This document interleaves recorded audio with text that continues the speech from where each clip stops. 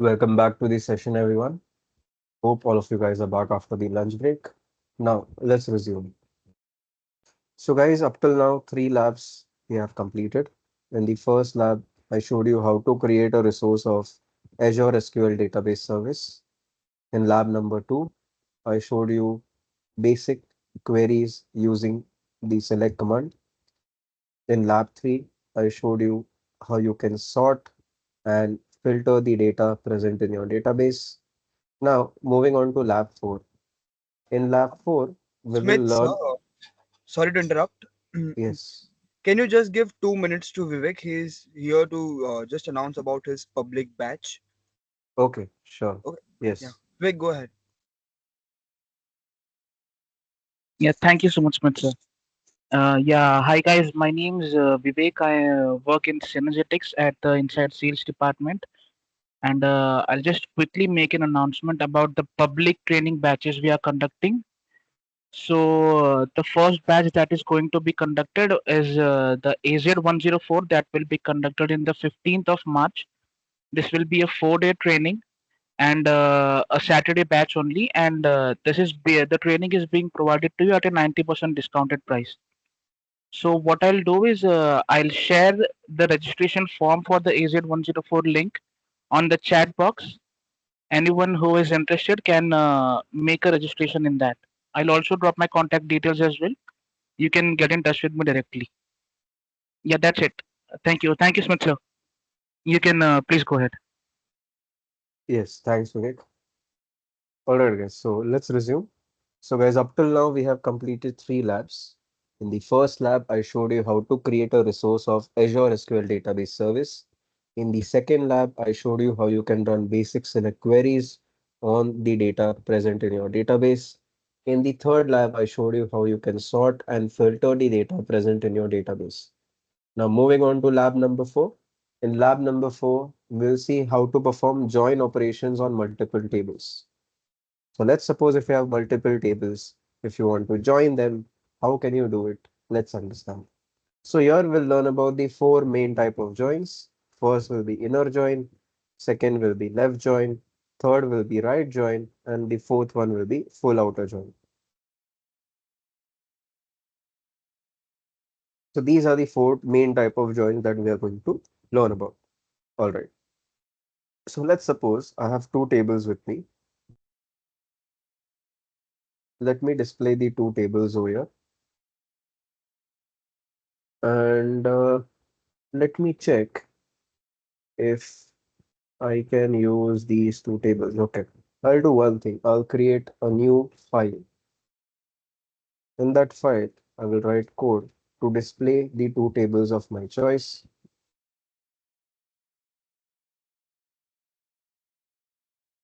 Let's suppose the first table is called the customers table.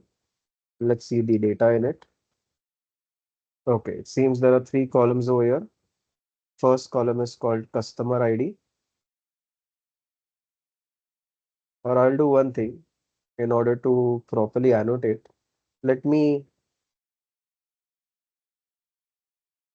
mention the data inside of these tables on a whiteboard.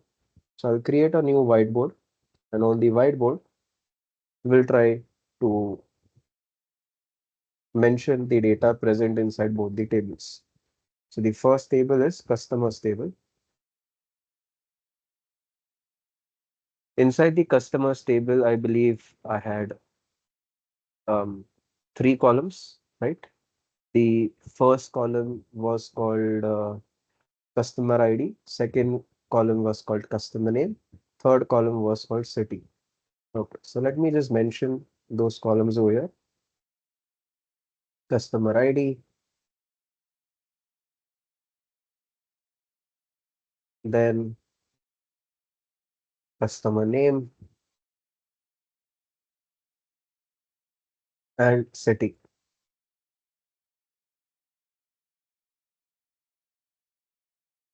Okay. Now in customer ID column, I had values like 1, 2, and 3. In customer name column, I had values like John Doe, then Jane Smith, and Alice Johnson.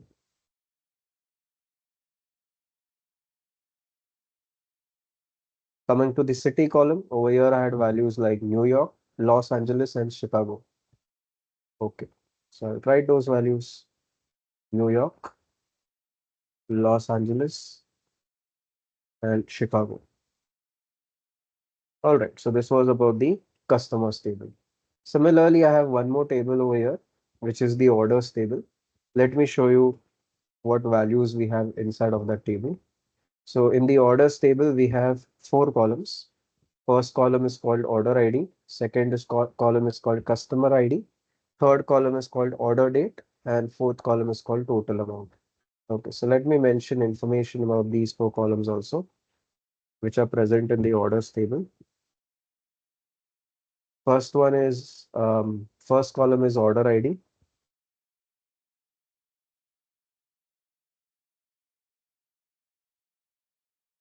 Second column is called customer ID.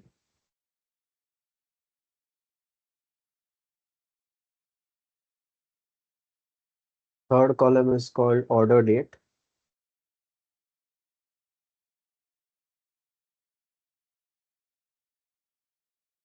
And fourth column is called total amount. What are the values present in each of these columns? Let me mention them. So in the order ID column, I have values like 101, 102, 103. In customer ID column, I have values like 1, 2, and 4. In order date, I have some values. Let me mention those values over here.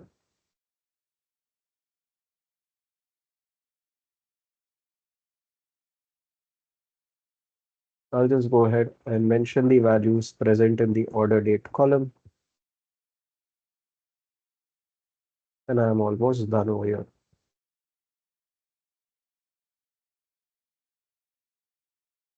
Okay, lastly, let me mention the values present in the total amount column.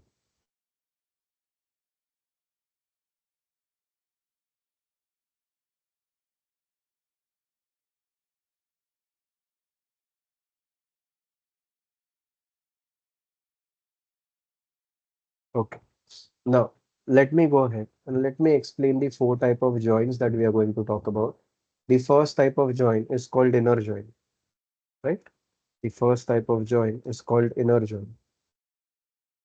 With inner join, you get values that are present in both the tables.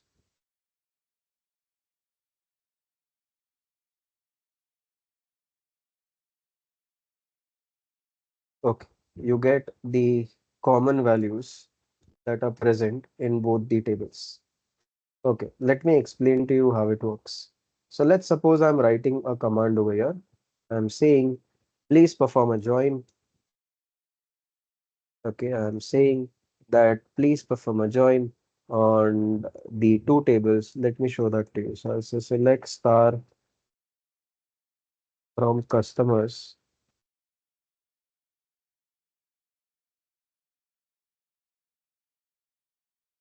Now I'll say perform a join. Okay, so I want to join the customers table with orders table. And whenever you perform a join, we have to base our join on some column of both the tables. We have to base our join on some column of both the tables. So let me do one thing.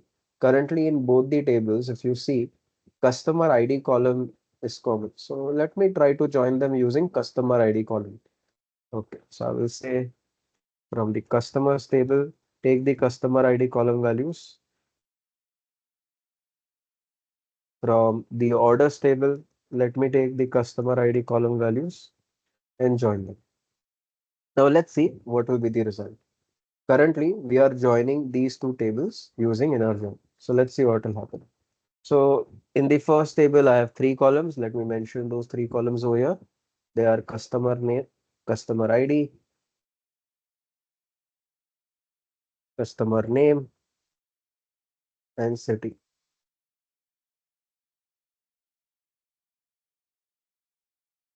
Then in the orders table, we have four columns. Let me mention those four columns.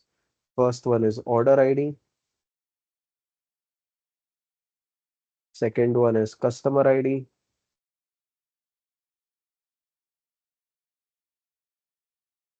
Then next one is order date. And last one is total amount. Last one over here is total amount.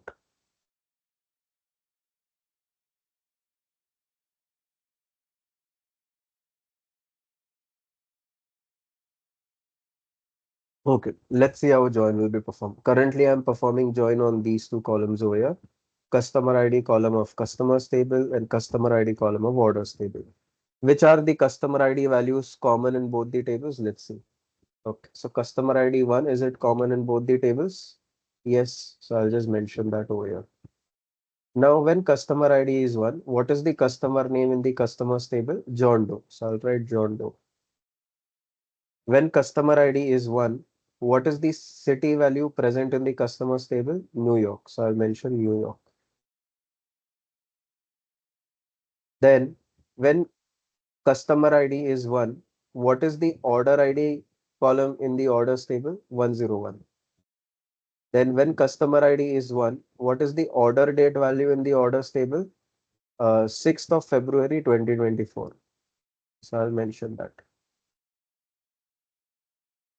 Then when customer ID is 1, what is the total amount value in the orders table? 250. So I'll just mention that. Okay. Then moving on to customer ID 2. Is customer ID 2 present in both the tables? Yes. So I'll just mention that even customer ID 2 is common in both the tables. Okay. Now when customer ID is 2, what is the customer name value in the customers table? It is Jane Smith. Then when customer ID is 2, what is the city value in the customers table? Los Angeles. Then when customer ID is 2, what is the order ID value in the orders table? 102. When customer ID is 2, what is the order date value in the orders table? 7th of February 2024. Then when customer ID is 2, what is the total amount value in the orders table? It's 150.50. Okay, that's it. Then what about the other customer IDs? Customer ID 3, is it common in both the tables? No. Customer ID 4, is it common in both the tables? No. So the only two customer IDs common in both the tables were customer ID 1 and customer ID 2. So here is the result. Now, if I just go ahead and run this code, okay, currently there is some spelling mistake in my code. Let me go ahead and let me correct that spelling mistake over here. What is that spelling mistake? Let me see. Customer ID. This is fine. Order table. Okay, I'll do one thing. I'll just mention schema. Then it says, okay,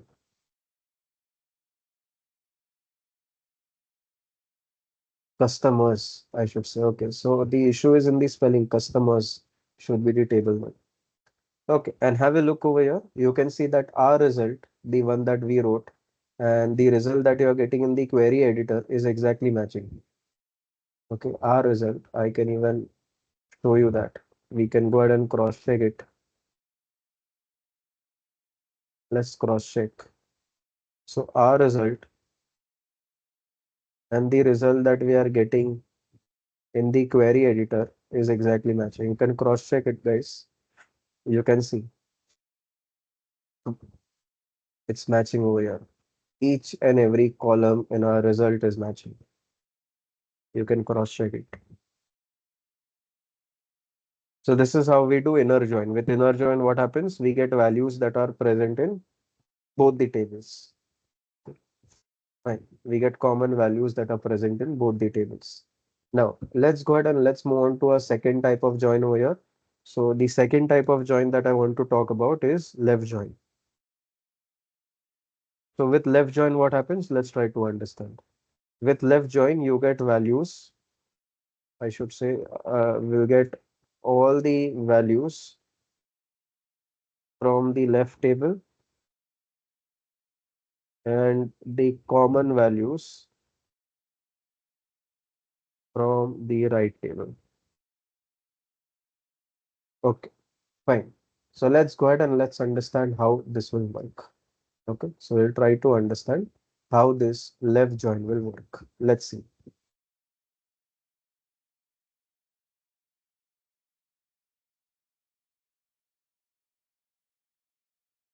Okay, let's understand the working of left join.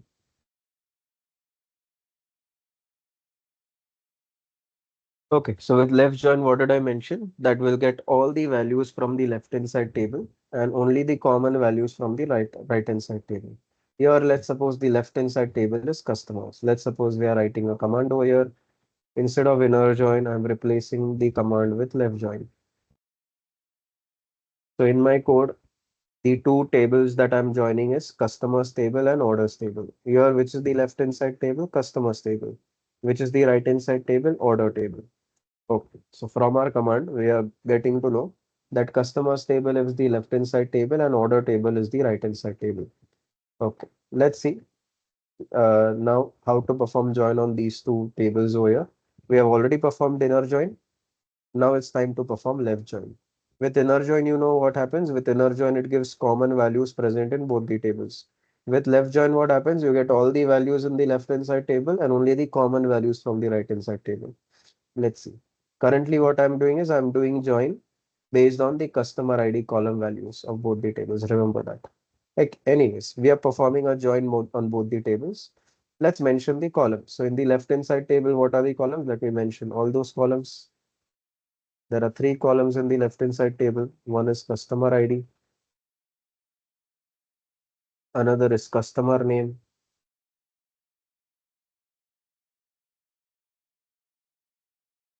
third is city. In the right hand side table, we have four columns. First is order ID, then next is customer ID,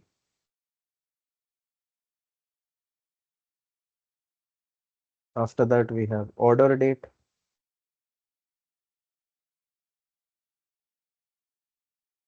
and lastly we have total amount.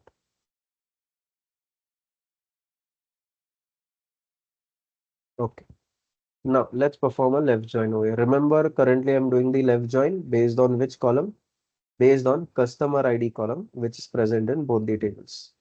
Okay, based on customer ID column, which is present in both the tables. Let's do a left join. So with left join, you get all the values from the left hand side table and only the common values from the right hand side table. Okay.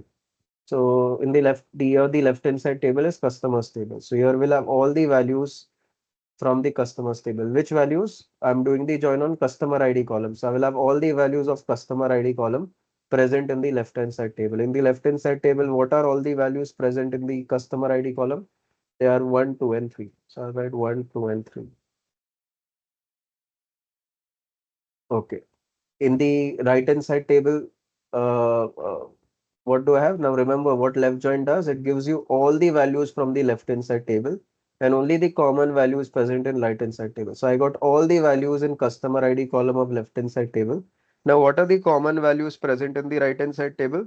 What are the common values of customer ID present in the right hand side table? Customer ID 1 and customer ID 2 are the only two common values. So I'll just write 1 and 2. Okay. Do I have customer ID 3 in the right hand side table? No. So I'll write null over here. Null means not present. Okay. Now let's go ahead. Now remember guys that these columns were obtained from your left hand side table, which is the customers table.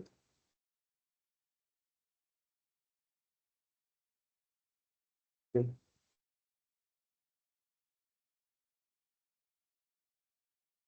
And the remaining columns were obtained from your right hand side table, which is the orders table. Now let's go ahead. When customer ID is 1, what is the customer name value present in customers table? It is John Doe. When customer ID is 1, what is the city value present in customers table? It is New York.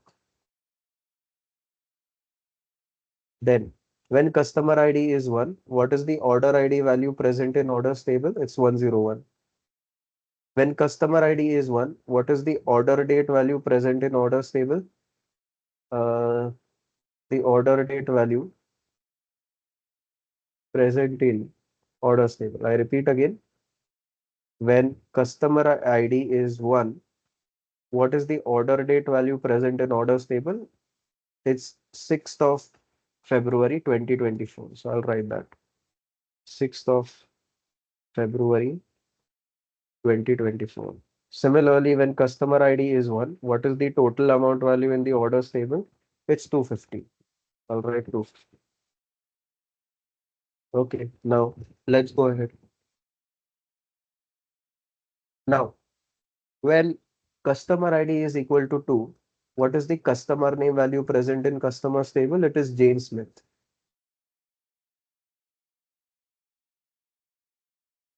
10. When customer ID is 2, what is the city value present in customers table? It is Los Angeles. Again, moving forward. When customer ID is 2, what is the order ID value in orders table? It's 102. When customer ID is 2, what is the order date value present in orders table? 7th of February 2024.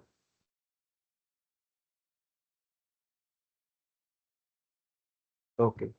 Then, when customer ID is 2, what is the total amount value present in orders table? 150.50. So I'll just write that 150.50. Similarly, moving forward now, if customer ID is 3, what is the customer name value present in customers table? Alice Johnson. So I'll write Alice Johnson. Okay. Then moving forward, when customer ID is 3, what is the city value present in customers table? Chicago. I'll just write Chicago. Then when customer ID is equal to null, what is the order ID value? If customer ID is equal to null, then what is the order ID value present in orders table? Where? Well, in orders table, there is no customer ID null. If there is no customer ID null, there will be no order ID also. So there will be no order ID. So even order ID will be null. Okay. When customer ID is null, what is the order date value in the orders table? Well, there is no customer ID null in the orders table. So there will be no order date value as well. So even order date will be null. Similarly, when customer ID is null, what is the total amount value in the orders table? Well, there is no customer ID equal to null in the orders table. So for that, there will be no total amount value as well. So even total amount value will be null. And that's it. You will see now, if I just go ahead and run my code, our output, the one that we assumed, and the output that you get over here is exactly matching. Have a look. I'll just show you that.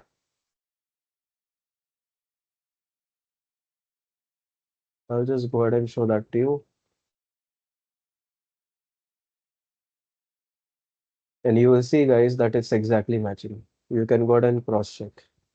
You can see first column is matching, second column is matching, then third column is matching. Okay, then fourth column is matching, fifth column is matching, sixth column is matching, then the seventh column is also matching. Okay, fine. So with this, I've just tried to explain to you how left join works. Remember, left join gives common values, sorry, left join gives all the values of left hand side table and only the common values from the right hand side table. Now, moving on to our third main type of join that I want to talk about, which is the right join. Okay. So what does right join do? So basically, right join gives you all the values from the right hand side table and only the common values from the left hand side table. Okay, that is what right join does. I repeat, right join gives all the values from the right hand side table and only the common values from the left hand side table. Okay, let me show that to you.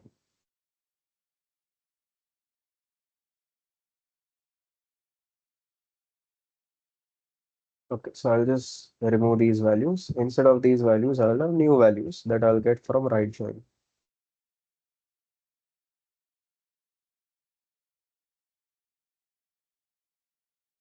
So the number of columns will remain the same. in all the type of joins, the number of columns will remain the same. Only thing that will change is the values in those columns, but the number of columns will remain the same with all the type of joins.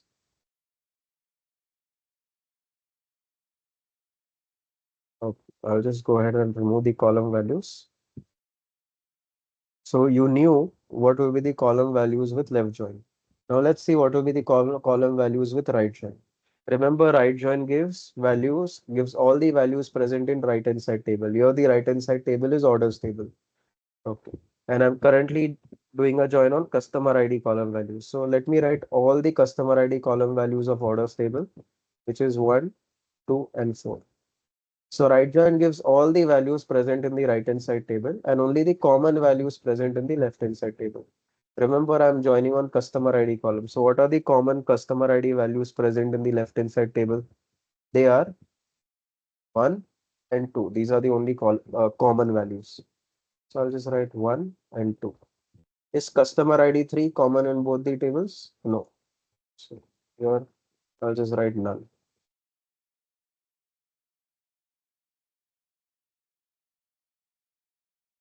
Okay, fine. So remember, right join gives all the values from the right hand side table and only the common values from the left hand side table.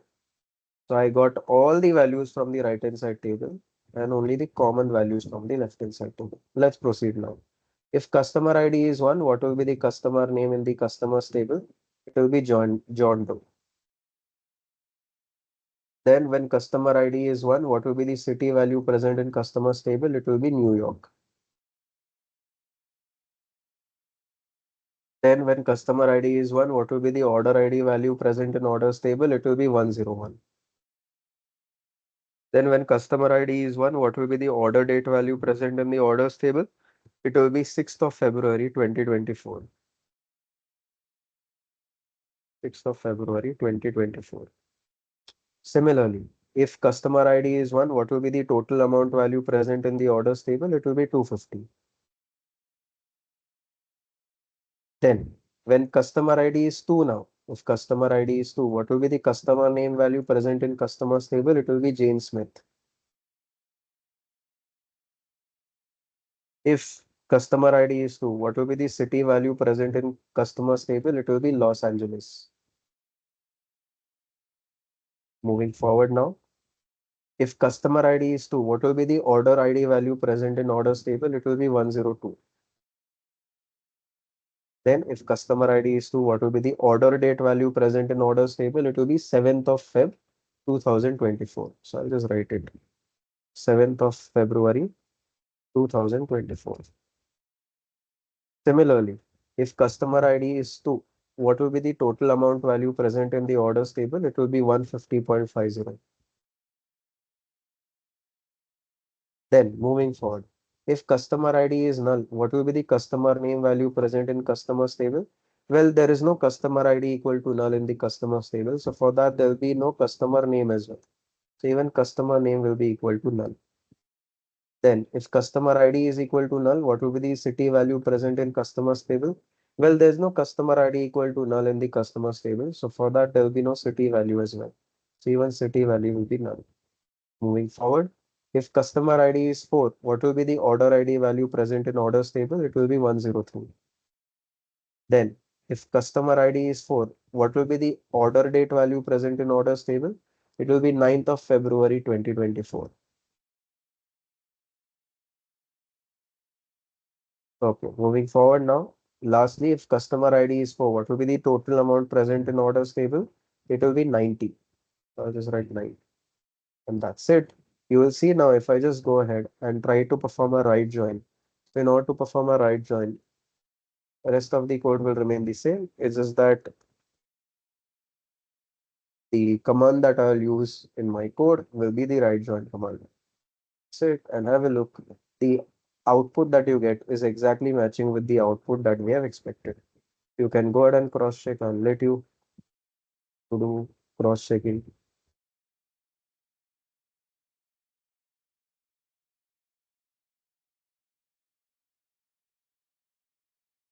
Okay. And you can do that cross check over here, guys.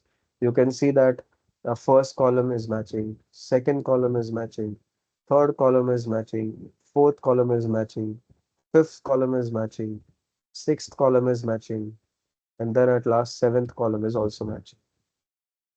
Okay, so with this, we have also covered right join.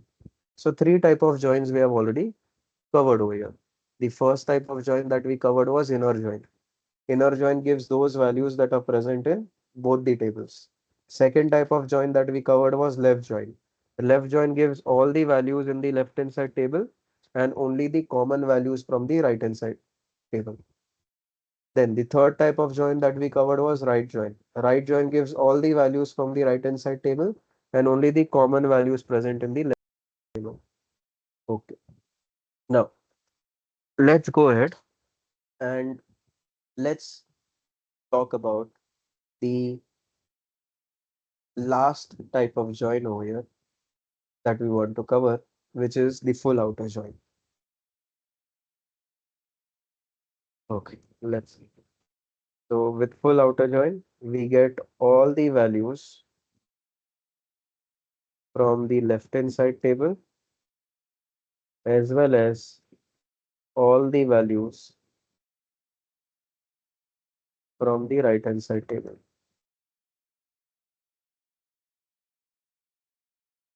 Okay, now let's go ahead and let's understand how would this work. So in our code, there will be only one change.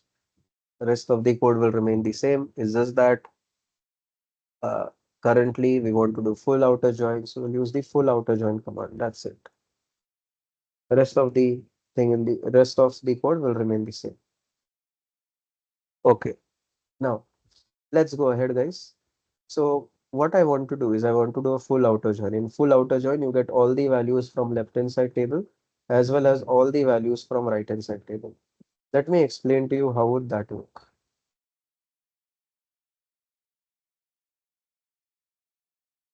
So again, the number of columns will remain the same, only the column values will change.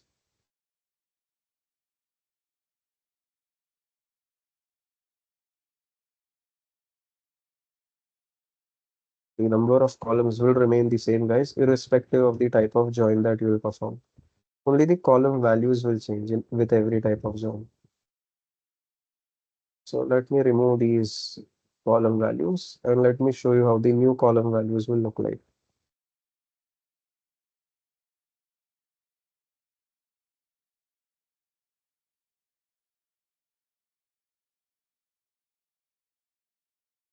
Okay, now let's go ahead. You know how full outer join works? Full outer join gives all the values from the left hand side table and all the values from the right hand side table.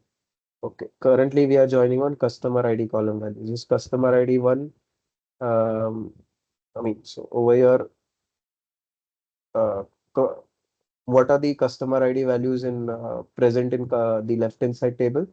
They are 1, 2, and 3. Whereas in right hand side table, do we have 1, 2, 3? No, we only have 1, 2, but customer ID 3 we do not have. Okay, fine. Okay, so full outer join gives you all the values from left hand side table and all the values from right hand side table. So in left hand side table, I had customer ID 1, 2, 3, which I have mentioned. In right hand side table, I have customer ID 1, 2, 4. So 1, 2, and 4. So let me write 4 as well. Now is customer ID 4 present in the left hand side table? No. So for that, I'll just write none, signifying that I have customer ID 4 in the right hand side table, but no customer ID 4 in the left hand side table. Okay. Remember what full outer join does? It gives you all the values from the left hand side table as well as all the values from the right hand side table. Okay, so in the left hand side table, we had values 1, 2, 3, which I have mentioned over here. In the right hand side table, I had customer ID 1, 2, and 4, which I have also mentioned in my output. Now let's proceed. I repeat again, what does my full outer join do? Full outer join gives me values that are it gives me all the values that are present in the left hand side table as well as all the values present in the right hand side table. What are the and remember I'm doing the join on customer ID column. So what are the customer ID column values present in the left hand side table? They are 1, 2, and 3. So I'll write all those values 1, 2, and 3. In the right hand side table, do we have 1, 2, and 3? Well, we have 1, 2, but 3 we don't have. So I'll just denote null over here, signifying that I have customer ID 3 in the left hand side table, but no customer ID 3 in the right hand side table. Okay. Remember, full outer join gives you all the values in the left hand side table as well as all the values present in the right hand side table. I'm doing the join on customer ID column value. So all the customer ID column values present in the left hand side table were 1, 2, and 3, which I have mentioned. Now all the customer ID values present in the right hand side table are 1, 2, and 4. Have I mentioned it? Well, I've mentioned 1 and 2, but what about 4? 4 I have not mentioned. So let me do that. Customer ID 4 is present in the right hand side table. Do we have customer ID 4 in the left hand side table? No. So I'll denote null over here, signifying that I have customer ID 4 in the right hand side table, but no customer ID 4 in the left hand side table. Now let's proceed. If customer ID value is 1, what is the customer name in the customers table? It is John Doe. Then when customer ID is 1, what is the city value present in customers table? It is New York. Similarly, when customer ID is 1, what is the order ID value present in orders table? It is 101. When customer ID is 1, what is the order date value present in orders table? It is 6th of Feb 2024.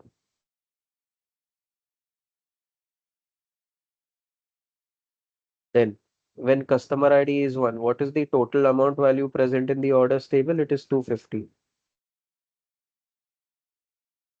Moving forward.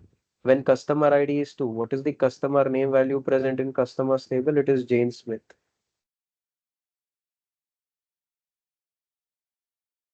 Then when customer ID is 2, what is the city value present in the customers table? It is Los Angeles. Moving forward now. When customer ID is 2, what is the order ID value present in orders table? It is 102. Then when customer ID is 2, what is the order date value in the orders table? It is 7th of Feb 2024. So I'll write that. 7th of Feb 2024. Then when customer ID is 2, what is the total amount value present in the orders table? It is 150.50. Let's move forward now. When customer ID is 3, what is the customer name value present in customers table? It is Alice Johnson. I'll write that. Then when customer ID is 3, what is the city value present in customers table? It is Chicago. When customer ID is null, what is the order ID value present in orders table? Well, there is no customer ID equal to null in the orders table. So for that, we won't have any order ID as well. So even order ID will be null. Then when customer ID is null, what is the order date value present in the orders table? Well, there is no customer ID 1 in the orders table. So we won't have any order date for that as well. So even order date will be null. Then when customer ID is null, what is the total amount value present in orders table? Well, there is no customer ID equal to null in the orders table. So for that, we won't have any total amount as well. So even total amount will be equal to null. Moving forward, when customer ID is null, what is the customer name value present in the customers table? There is no customer ID equal to null in the customers table. So for that, we won't have any customer name as well. Even customer name will be null. Then when customer ID is equal to null, what is the city value present in customers table? There is no customer ID equal to null in the customers table. So for that, we won't have any city value as well. Moving forward, if customer ID is 4, what is the order ID value present in orders table? It is 103. When customer ID is 4, what is the order date value in the orders table? It is 9th of February 2024. Then when customer ID equal to 4, what is the total amount value present in orders table? It is equal to 90. So I'll write down 90 over here. And that's it. You will observe that when I will go ahead and run my code, our output, the one that we are expecting, and the output that we got over here in the query editor will exactly match. You can cross check over here. I'll allow you to do cross checking. You can cross check and have a look.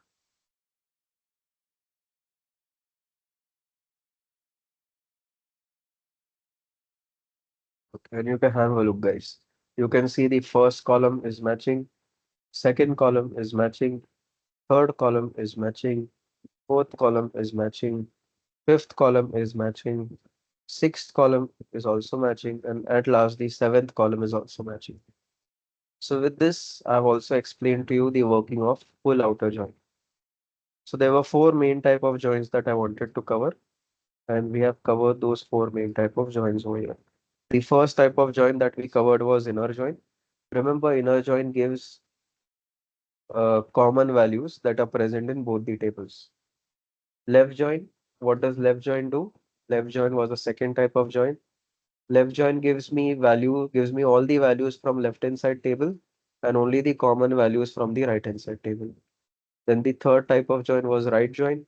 Right join gives all the values from the right hand side table and only the common values from the left hand side table.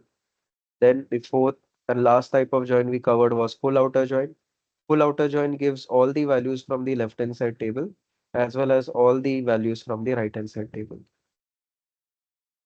Okay, fine. So with this, our lab number 4 is also done.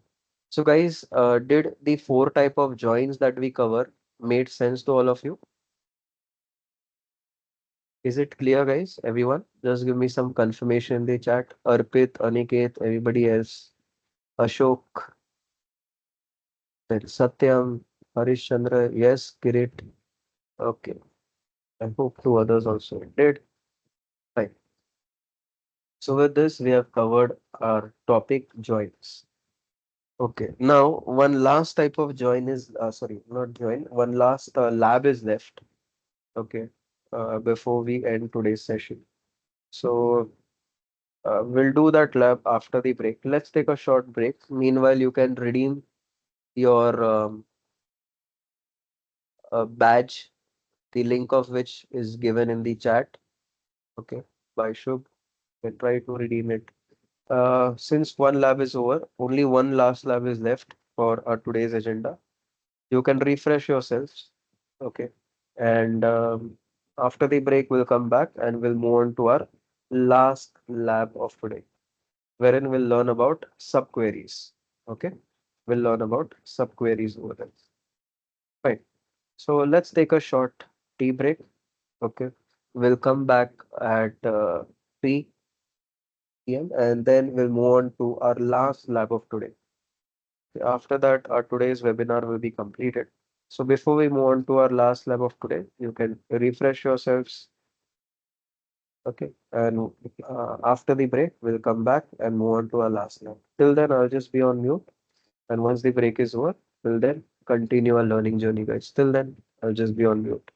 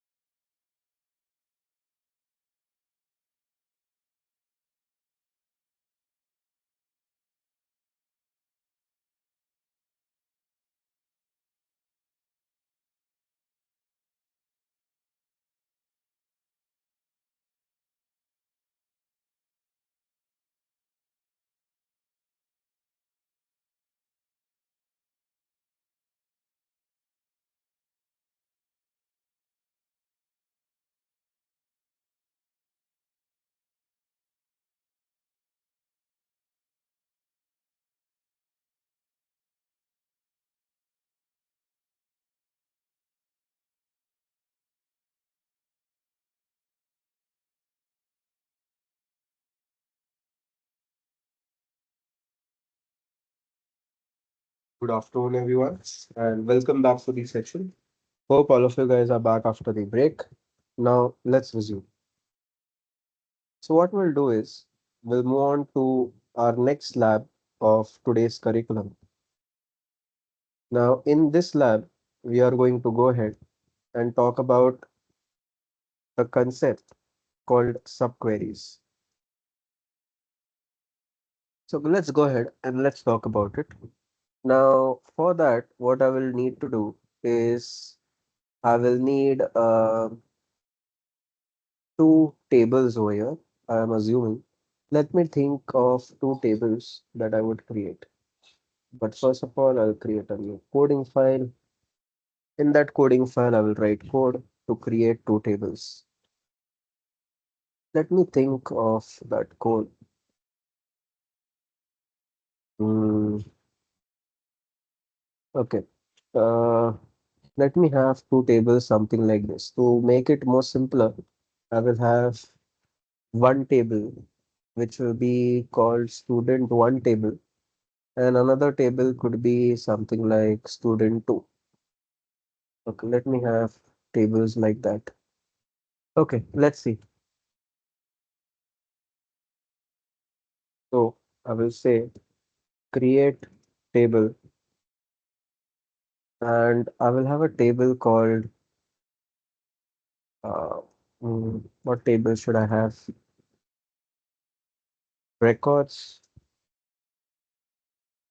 Okay, and okay, I will just say school, and in that table I have columns like name, which should be of varchar data type. Varchar is one of the string data types. Then I could have a column like roll number, which could be of integer data type. Then I could have a column like location, which could be of varchar data type. Varchar, as you know, is one of the string data types. And lastly, I could have phone number.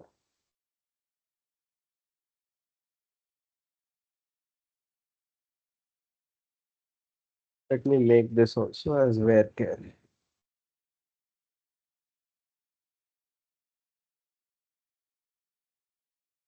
Okay.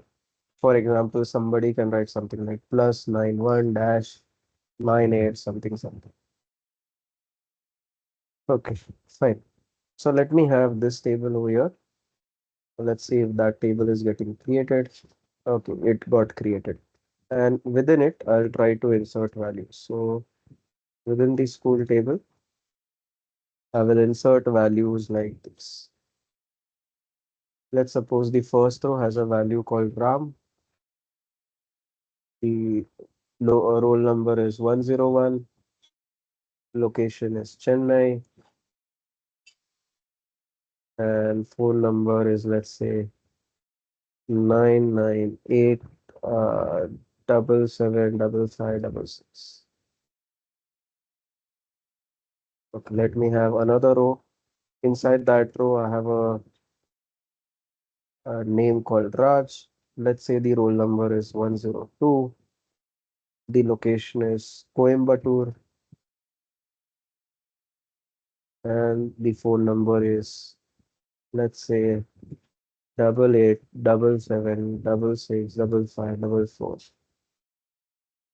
Similarly, I have another student whose name is Shashi. The roll number is 103.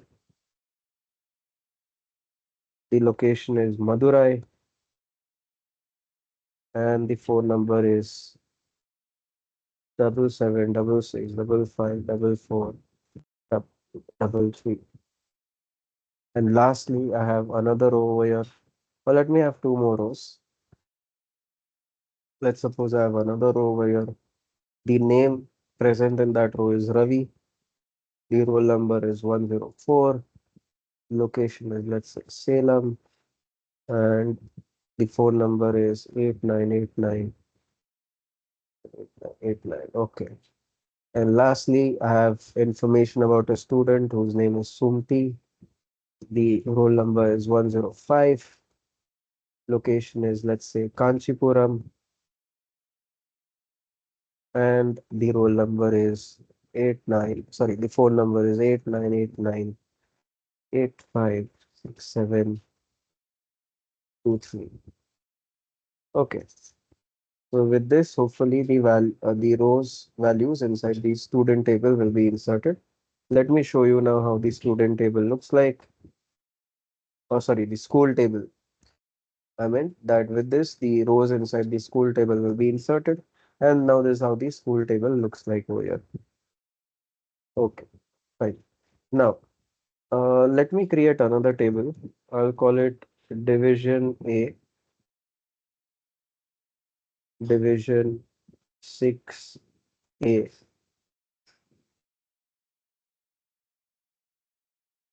Okay, so if you know in schools we have division 6A, 6B, 6C, right? Similarly, let's suppose there's a table called 6A. Within it, I have some columns.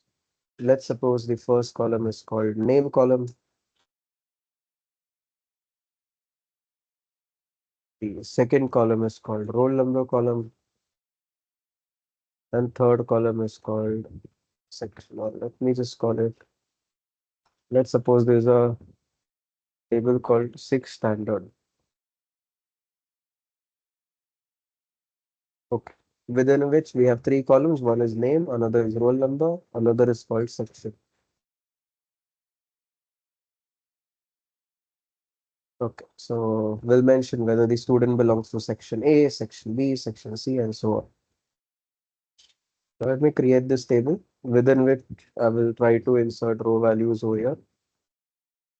Say insert into this 6 standard table wherein we have values something like this. Let's say the first value is Ravi, whose roll number is, let's say, 104, and Ravi belongs to section number A. Then there is another row wherein we have a student called Sumti. Sumti has a roll number of 105, and let's suppose Sumti belongs to section number B. Then we have another row wherein we have student whose name is Raj. Roll number for Raj is 102, and let's suppose Raj belongs to section A. Let's see if these three rows are properly inserted, and you can see they have been inserted. Let me show you how the table values now look like. So with this, I have created two tables. One is the school table, another is the 6 standard table. Now let me go ahead and let me apply a subquery. Subquery is basically a query inside of a query. Okay, subquery is basically a query inside of a query. So a subquery can be defined as a query embedded within another query. It is often used in the where commands, having commands, or the from commands of a query statement. Okay. Subqueries can be commonly used with your select queries, update queries, insert queries, delete queries to achieve complex filtering and data manipulation. Okay, so remember it can be used with select query, update query, insert query, and delete query. Okay, let me go ahead and let me explain to you how it would look like. So let me show you an example of a subquery used with select command. Okay, so let's suppose I want to find information of only those students who belong to section A. But here in the school table, do I know which students belong to section A? No. That information is in another table called 6 standard table. So now I want to find out that, okay, which students belong to section A. Now, if I view the 6 standard table, I'll come to know that, okay, two students belong to section A, Ravi and Raj. Now, this table is small, so you are able to find it manually. What if the table has lakhs or crores of rows? Will you be able to find it manually? No. So here our task is I from the school table, I only want information about those students where whose section belongs to A. Okay. So let's see how to do that. So I'll say give me information about all the columns in the student table where roll number is equal to what?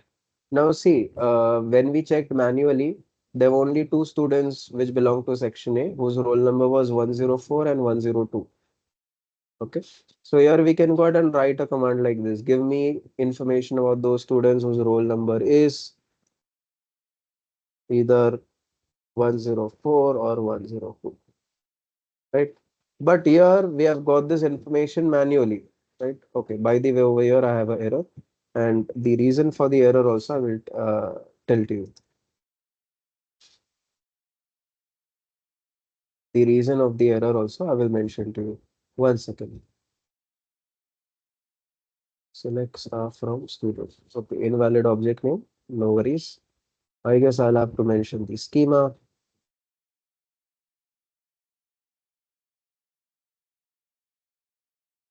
Uh, and is it, sorry, not student table, school table, my mistake. Okay, fine. And now what I want to do is I want to get information about those students which belong to section A. Now in this table, do I know which students belong to section A? No. That information is there in a different table. From there, I'm coming to know that Ravi and Raj belong to section A. Ravi's roll number is 104, roll number for Raj is 102. Okay. So maybe someone can go ahead and apply a query like this. They can say that give me information about those students which belong to section A. I know only two students belong to section A. Their roll numbers are 102 and 104. Correct? And you can see you're getting that information. But this information we have got manually. And it was fine to get manually because we had small data. What if we have lakhs or crores of rows in the data? There it won't be easy for you to get it manually. Okay. So here what I can do is I can implement something called subquery. So see, what is my task? I want to know, I want to get only those rows from the school table where uh, students belong to section number A. Okay, but that information about which student belongs to section number A will be obtained from this next table called six standard table. Okay, so let me get that information. I'll say select information about those students which belong to section number A, which belong to section number A. And these are the students. Here, let's suppose I only want to get their roll numbers. So I'll say only get their roll numbers. Okay, so these are the roll numbers of the students which belong to section A.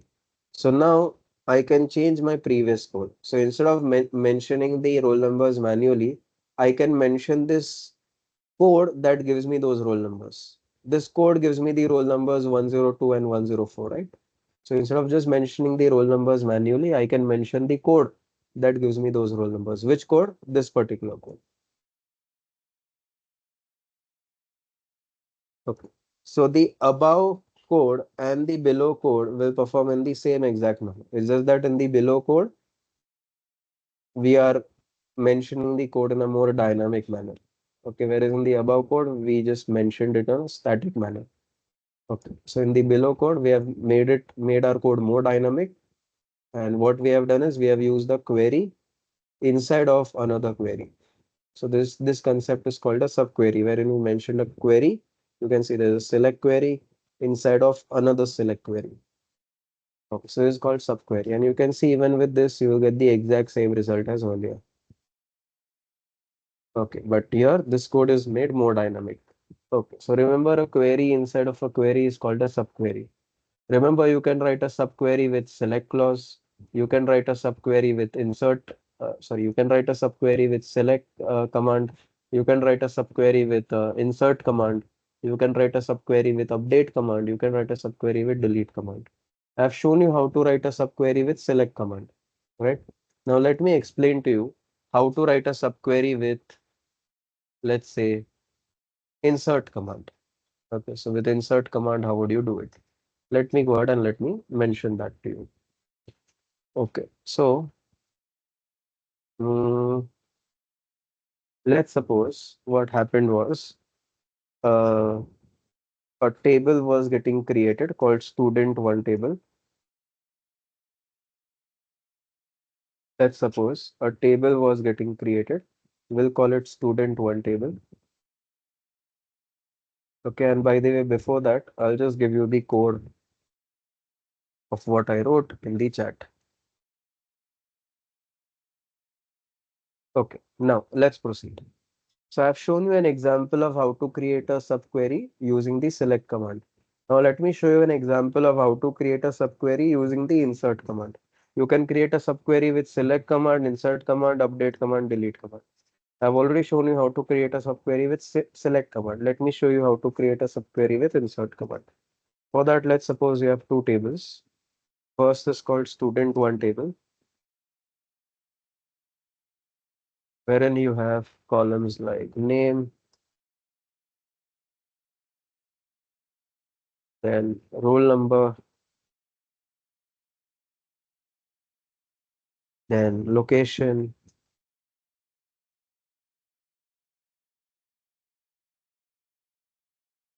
and phone number.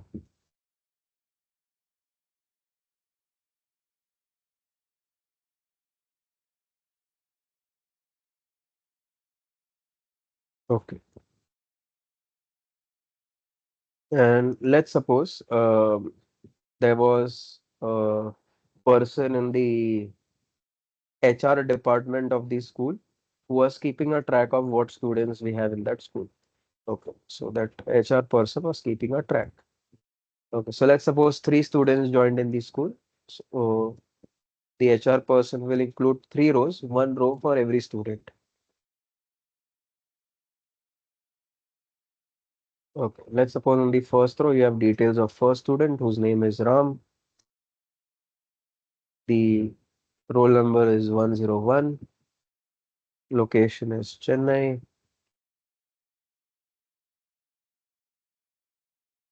And phone number is 9988773344. Similarly, there is another student whose name is Raju. Let's suppose Raju's roll number is 102. Location is Coimbatore. And the phone number is, let's suppose, I'll just mention a phone number over here, 9090909090. Okay. Similarly, there is another third row over here. Let's say Ravi. The roll number is 103. The location is Salem. And the phone number is 8989898989. Okay.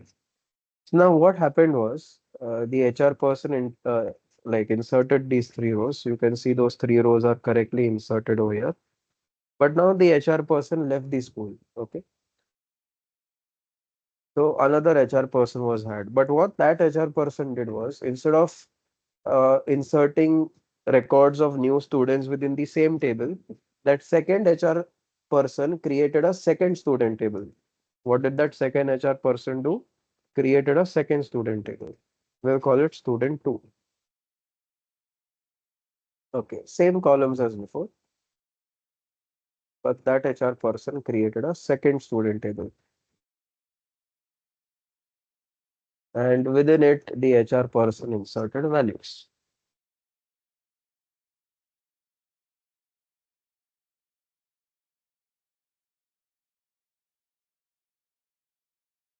Let's suppose the next student that entered the school or joined the school was Raj, whose roll number is 104. Raj belongs to Chennai. Phone number is 8787878787. Next person that entered into the school is called Sai. Roll number is 105. Location is Mumbai. And roll number and phone number is 6565656565. Okay. Then sixth student entered into the school whose name is Shri. The roll number is 106. This person belongs to Coimbatore and the phone number is 7, 8, 7, 8, 7, 8, 7, 8, 7, 8. Okay. So what this second HR person did was, instead of continuing within the first student table and inserting row values in it, the second HR person by mistake created a second student table. Okay. And what has happened right now is, let's suppose two tables have been created. One is student one table, another is student two table. You can see in student one table we have three rows, in student two we have three rows. Now the principal has realized the mistake that actually two tables have been created. So what the principal is saying, that there is student one table which has three rows. Then there is student two table which has three rows. So what the principal is saying is, now no need of student two table. Take all the rows from student two and insert it in student one.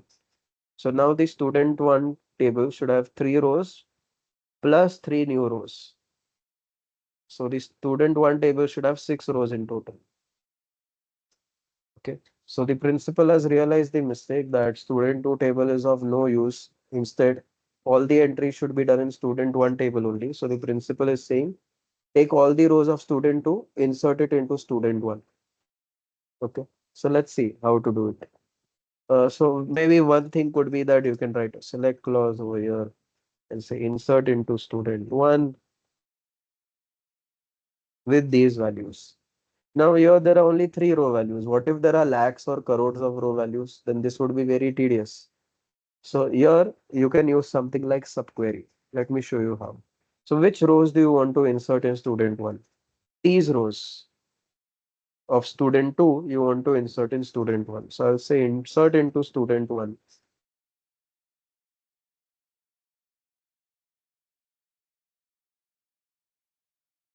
But which row values? These row values that you are getting from student two. Okay, so I'll say the row values that you are getting from student two, the row values that you are getting from student two, insert it in student one. Which values? The values will get from this subquery. So here I have written another query inside of a query. Okay, and have a look whether a task is done with that or not. And now a student one table previously had only three rows. Now hopefully it should have six rows. Earlier three rows plus new three rows. Hopefully it should have six rows, and you can see it does have six rows. So this is an example where I've used a subquery with a insert command. Earlier I had used a subquery with select command. Here I've used a subquery with insert command. Now let me go ahead and let me use a subquery with delete command. Okay, let me show to you. So let's suppose what I want to do is here I want to do some deletion. What deletion could I do? Let me do it in this second table. Okay, it has three rows. Let me think of some deletion that I could do. Mm-hmm.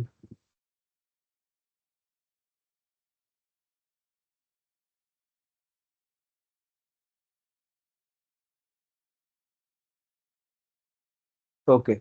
So now let's suppose the principal has realized the mistake that previously two tables were created, one for student one, another for student two. After realizing the mistake, the principal said all the rows of student two should be put into student one. Now, what the principal is saying is, if there are any student values that are repeated in both student one and student two, then those values, those row values should be deleted from student two. For example, entries for Raj, science tree is repeated in both the tables. You can see entry for Raj, science tree is repeated. It's there in student one also, it's there in student two also. So what the principal is saying is, if there are certain roll number values present in student one, those entries should not be present in student two. So duplicate entries should not be there. Okay, that is what the principal wants. Let's see how to do it. So I'll say I want to delete from student two, but what do I want to delete?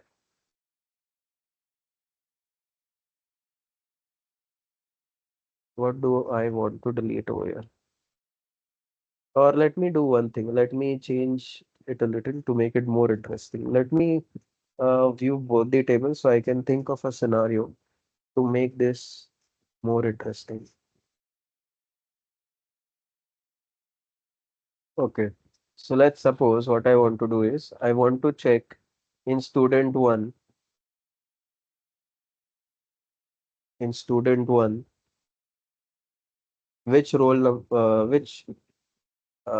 students have a location of Chennai.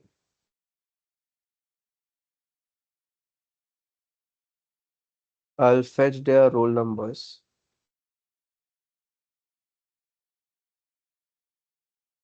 and those roll numbers I'll delete from student 2.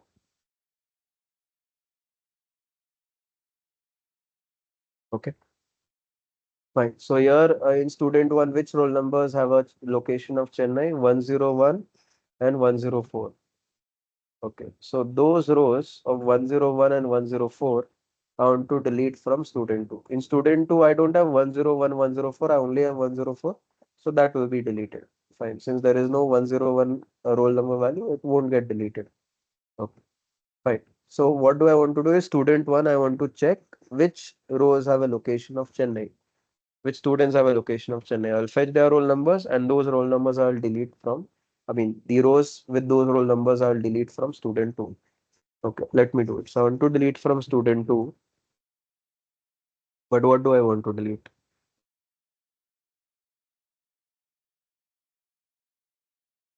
I want to delete uh, information about students information about students whose location is Chennai.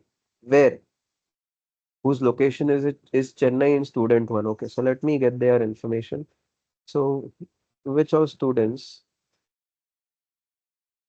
have a location of Chennai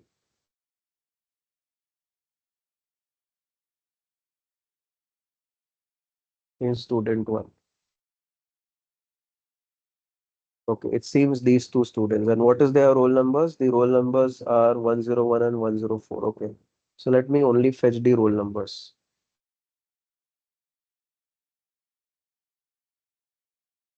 All right. So I know that the roll numbers are 101 and 102. So now I'll go to student 2, and those rows having these roll numbers, I want to delete them. Okay. Those rows having these roll numbers, I want to delete them. So I'll say delete from student 2. Delete from student 2, where roll number is anywhere something like 101 or 104. By the way, how did I get this result? I got the result from the below code. Sorry, from the above code. So that above code, I'll just paste it over here.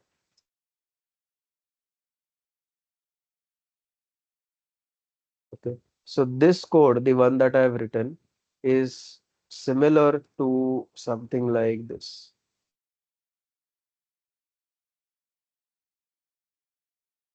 Okay, so the below code and the above code will give me the exact same result. It's just that in the below code, I'm mentioning the roll numbers in a static manner, which is fine if we are working on small data sets. So small data sets, you will be able to work like this. But in big data sets having lakhs and crores of rows, you won't be able to work with this manner. Okay, so in big data sets, subqueries will help you to do your task. Fine. And let's see. Now in student 2, hopefully rows having um, roll number of 102, sorry, or roll number of 101 or 104 should get deleted. Let's see if it gets deleted. And now you can see that there is no row having roll number of 101 or 104. Okay, fine. So with this, I've shown you that you can use your subquery with delete command as well. As I've explained to you, you can use your subquery with select command. You can use your subquery with insert command. You can use your subquery with delete command. Okay. And lastly, let me show you one more example that you can even use a subquery with update command if you wish to. Okay, let me show that to you. So I'll do one thing. Let me view student 1 and student 2.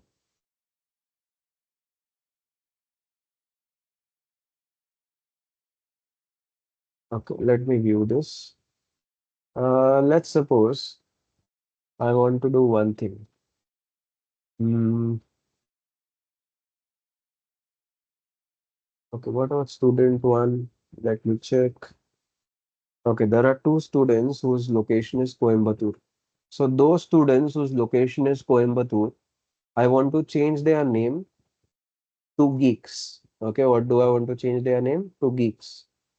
So whichever student whose location is Coimbatore, okay, where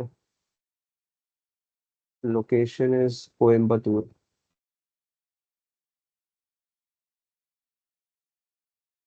there what do I want to do is I want to change the name to geeks. Okay, but this change I want to do in student uh, 2. Okay, let's see. So first I will check from student 1 that whichever students have location equal to Coimbatore, for those students, I will make sure that I change their name to geeks. Okay, but that change I'll make in student 2. Let's see how to do it. Okay, so first let me check whichever students have a name, or I can do one thing. Let me change my scenario a bit so that this makes more sense to you.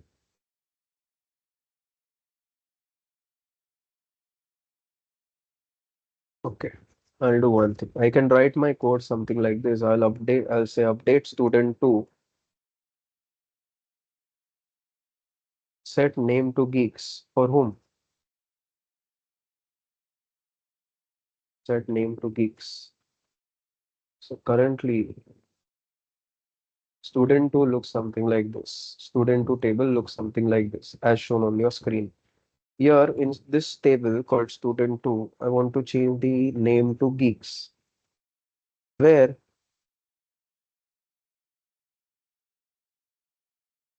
location is, let's say, what I can do over here, where location is, let's say, something like Coimbatore. Okay, fine. So let's suppose I want to do something like this. Now I can do it in this static manner over here. I can make this a bit more dynamic as well. Okay, let me show that to you. How I can make this a bit dynamic as well. Let me go to student one. Here I will say which students have a location of have a name of, let's say, either Raju or Shri. Okay, let me do that. I will say which students have a name of either Raju or Shri. So these students are geeks. So I want to change their name to geeks. Okay, so instead of Raju and Shri, I want to change their name to geeks. And currently I'm getting all the column information. I'm only interested in the name column.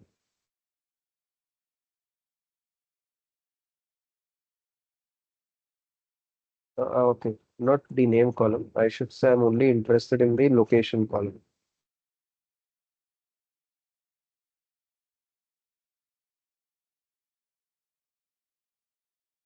Okay. Now what I can do is I want to change the name of Raju and Shri to geeks, right? Because these are smart students. So what I'll say is Raju and Shri live in which location? So the code to get their location is written over here at line 40. So I can just go ahead, copy and paste that code over here. So the above code and the below code will work in the exact same manner. Okay, the above code and the below code will work in the exact same manner. Okay, it's just that in the above code, you have written it in a static manner. In the below code, the code is made a bit dynamic. That's all. And let me run this and let me show to you whether Raju's name and Shri's name in student 2 will be changed to geeks. Currently, there is an error over here. Let me solve that error.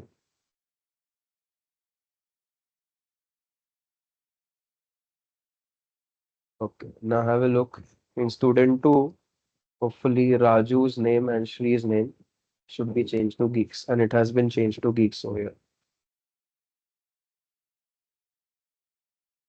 Fine. So in student 2, only Shree's information was there, Raju's information was not there, but still we mentioned enough of that. If in student 2, Raju's information is there, change it to geeks. If Raju's or Shree's information is there, change their name to geeks. Fine. So the point that I was trying to make was that we can use the subquery with select command, with insert command, with update command, with delete command.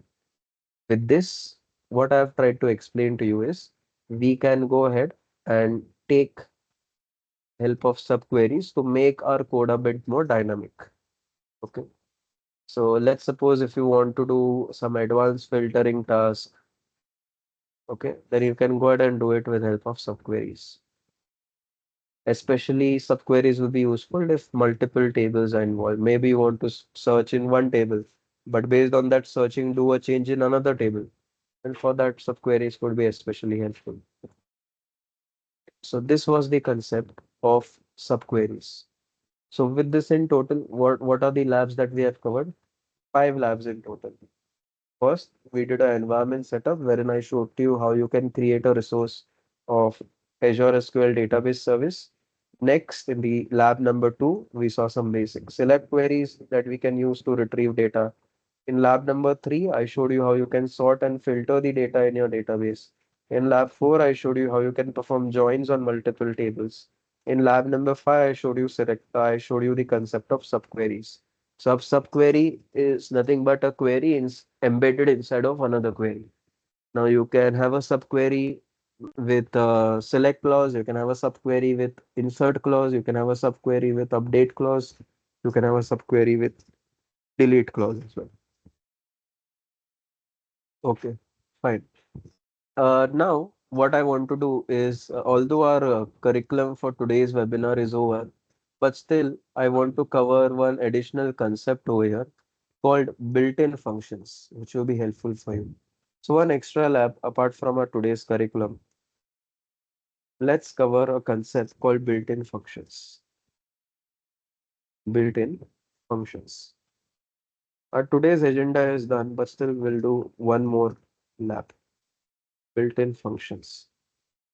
Okay, it will hardly take a few minutes, and after that, I will hand it over to Shubh to um, let him make some announcements regarding our social media websites and so on. Okay, fine. So one last lab will do something extra apart from our today's curriculum. Let's do that. So what I'm thinking is, should I work with my previously present data? Let me do that. So I already have one table with me, the product table. Let me go ahead and let me try to work with it. Okay, I already have a table with me, the product table. Let us see all the columns in it. Then we'll see um, some built-in functions that we can apply on this.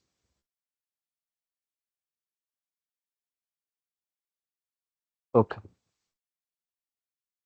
So here, if you have a look at this column called cell start date, you are able to get the entire date over here. What if I just want the year information? Well, if you just want the year information, you can get that as well. Okay. So let's suppose currently you're seeing the entire column called cell start date. But instead of getting the entire date, you just want information about the year. So what you can do is you can apply your function. You can say that just give me information about the year. And for every row, it will only give you information about that particular year. Okay, so this is the year function, which you can apply if you wish to. Okay, fine. The next function that I want to explain to you is the date name function. Let me explain that, how it works. So first of all, I will show you all the columns in this table. Now let me apply some of the built-in functions. Okay. So let's suppose I want to see the sales start date column, then product ID column, product name column from this particular table. Okay. Now, the first built-in function I've already explained to you, which is the year function. What you can do is you can apply it on a value to get the year information. You can apply it on a date value to get the year information. Okay, so let me do that over here.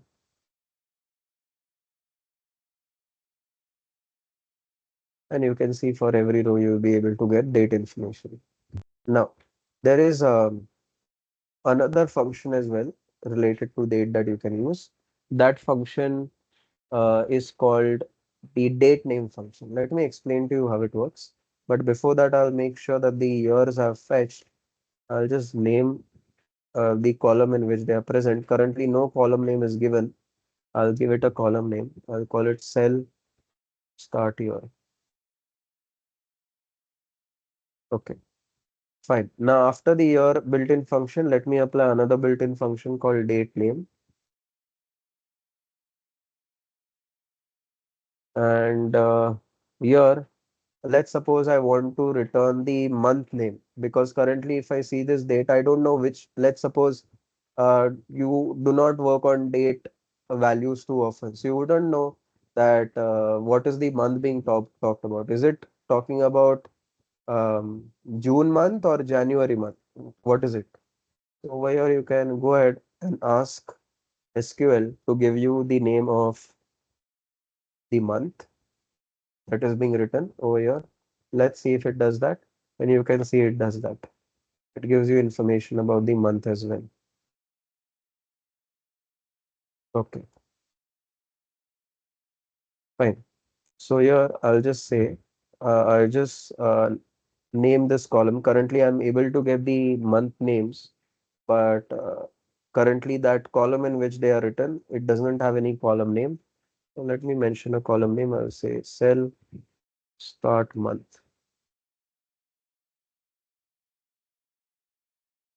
Okay, let me apply another function over here. Let's suppose I want to apply the function called day. Okay, day function. So let me go ahead and let me apply the day function over here.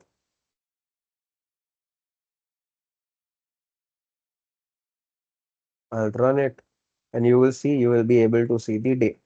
So this was 1st of June 2022. So you are able to see it separately. The day is 1st, month is June, year is 2022. Fine. And I will rename this column over here. Currently, you are able to see the day information, but the column in which they are displayed doesn't have a column name. So let me display the column name. I'll call it cell start day. Okay. Then you can go ahead and you can use the date diff function. Okay. You can use the date diff function. So let me use it. Here I will say, give me the date difference. In terms of what? I want the date difference in terms of year. I'll say, I'll mention that I want the date difference in term of year. And difference between what? I want the difference between cell start date and the current date. So in order to get the current date, I'll use the get date function. So I'll get the difference between the selling start date and a current date. So how many years have passed since the selling start date? Okay, so I want that information. And since I want that information in terms of years, that's why you can see I've mentioned that command at the beginning, that I want the information in terms of years. Let's see. Okay, and you can see that information that 23 years have passed since since this product has started selling. Okay, 20 years have passed since this third product has started selling, and so on. Okay, so here I'll just make sure that this information that is being shown in a column, there is a column name assigned to it. Let me take care of that.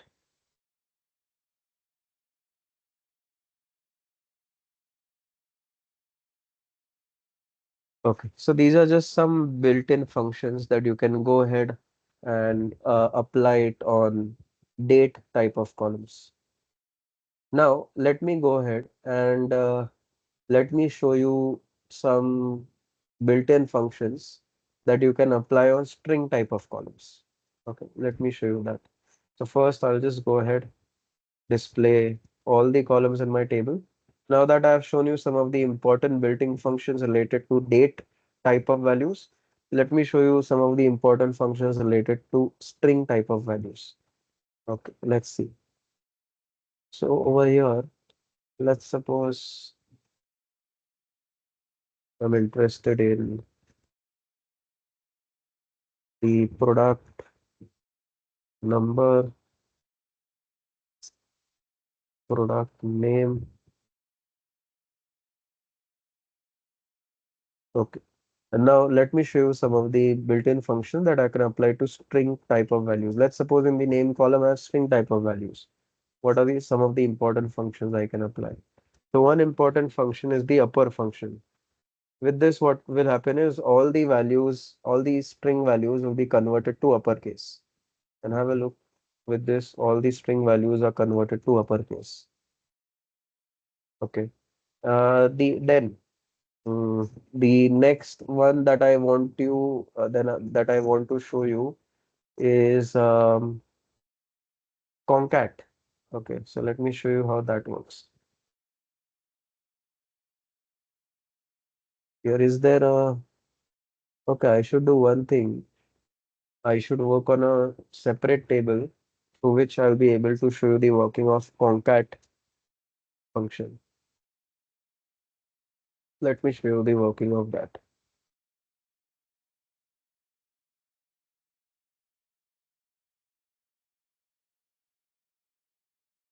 The table that I'm working with right now is called the customer table. Okay, and let's suppose what I want to do is I want to concatenate the first name and last name values. So you can go ahead and use the concat function if you wish to. So I'll say, please apply concat function on what? I want to apply concat function with the first name column, then the last name column, in between, okay, first name column, then the last name column. I want to concatenate these two values, and whatever result I get, I want to display it in a column called full name. Let's see if that is what is happening. That is happening, but you can see it's concatenated without any separation in between. Let me add a separation in between. I will add a space in between them. Now it should work properly. Okay, it says the issue is I should use single quotes. Okay, now you can see the first name and last name are concatenated properly with a space in between. So you can use the concat function if you wish to. Okay, fine. So these are some of the important string type of functions that you can apply. Okay, with this, I just wanted to show you that there's a concept called built-in functions that you can go ahead and that will just make your task a little bit easier. Okay, but before that, our main curriculum was to talk about these 5 labs of today. Okay, in the first lab, I tried to do the environment setup where I taught you how you can go ahead and create a resource of SQL database service. In our second lab of today, I showed you how you can run some basic select commands to retrieve data from the database. In the third lab, I showed you how you can go ahead and sort and filter the data from the database. In our fourth lab, I showed you how you can perform joins on multiple tables. In our fifth lab, I showed you how you can write subqueries. Okay, a subquery is a query inside of a query. You can mention subquery with a select clause. You can mention subquery with an insert clause. You can mention subquery with um, delete clause. You can mention subquery with update clause. These were the main 5 labs of today's webinar. Okay, and I hope those labs are clear to you. There are other things also that we will cover in TSQL, but that will keep for some other webinar. But our main agenda for today's webinar is done, guys. So guys, whatever we covered today, did it make sense? The concepts, particularly with respect to joins, subqueries, did it make sense, guys? Everyone, Dharamveer, Aniket, Kirit. I guess Kirit would already know the basics based on the way that you guys were answering. But I hope to new students, the ones who are new to TSQL, they understood it. Okay, I guess Aniket already knows the basics. Okay, fine. So with this, our main agenda for today's webinar is done. We'll keep another webinar where we'll learn more things, advanced things about TS12. Remember, every week we'll conduct webinars. The topic of the webinars uh, will be posted on our social media channels. Okay, fine. So that's it for today's webinar, guys. Our main agenda is done. Now we'll hand over to Shubh to take it forward. Shubh, are you live? Shubh? Yes, Smith. Yes, Shubh. So I'm done with my agenda. You can take it forward. Okay. Sorry. Yes. No issues. Yeah. So thank you everybody for attending, guys, and Shubh will now take this forward. Thanks. Okay. Thank you so much, Smith. So, is there anyone who would like to give a video feedback regarding this session? That if you liked it or not, you just have to turn on your camera and give a feedback whether you liked it or not. Is anyone interested to do that? Please just raise your hand.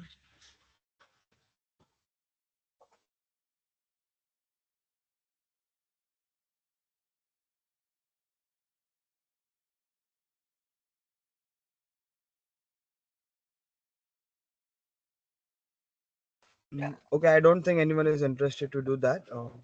Okay, so I'll share the link for the feedback for this session in the chat box. So before you leave this session, please make sure that you give your feedback, and I'll also share the link for a Google review. So please give a review as well.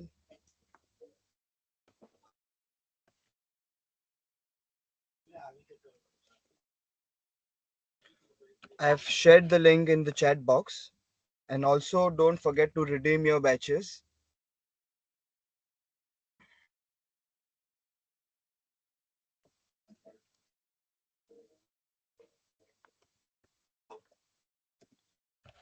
I've shared the link for batches as well. So guys, please do these things before leaving. It will be really helpful for us. Thank you so much. Have a good day.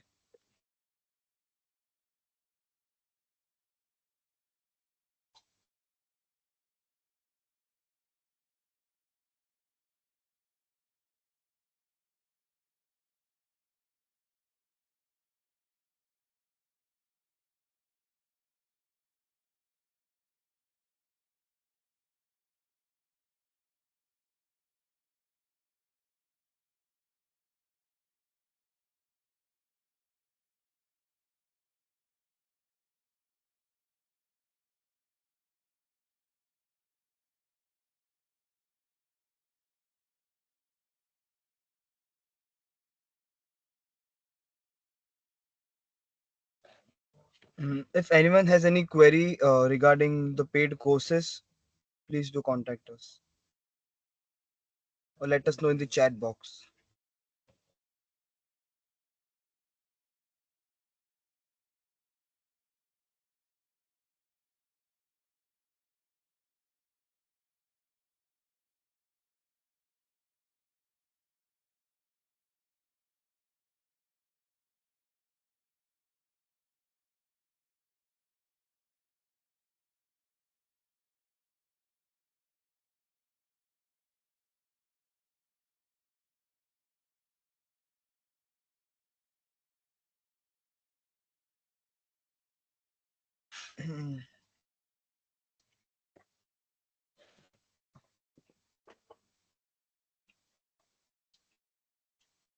guys, please redeem your batches right now, and once you are done, please drop uh, done, or if it's done in chat box.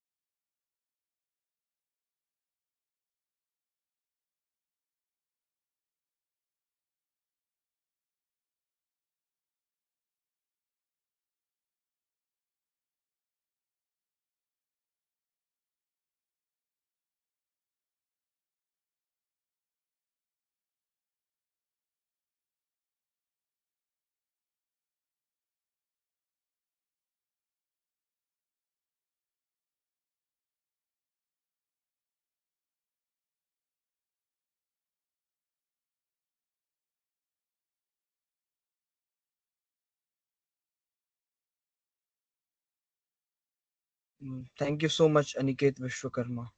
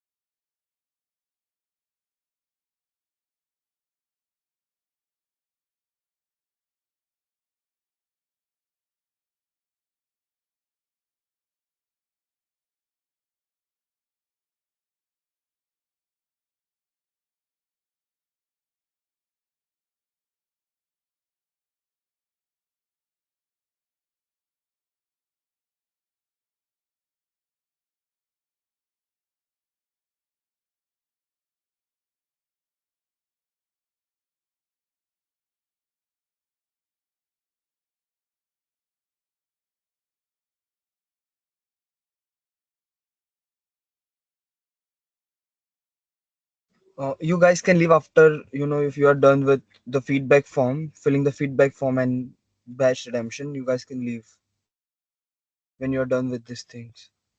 Thank you.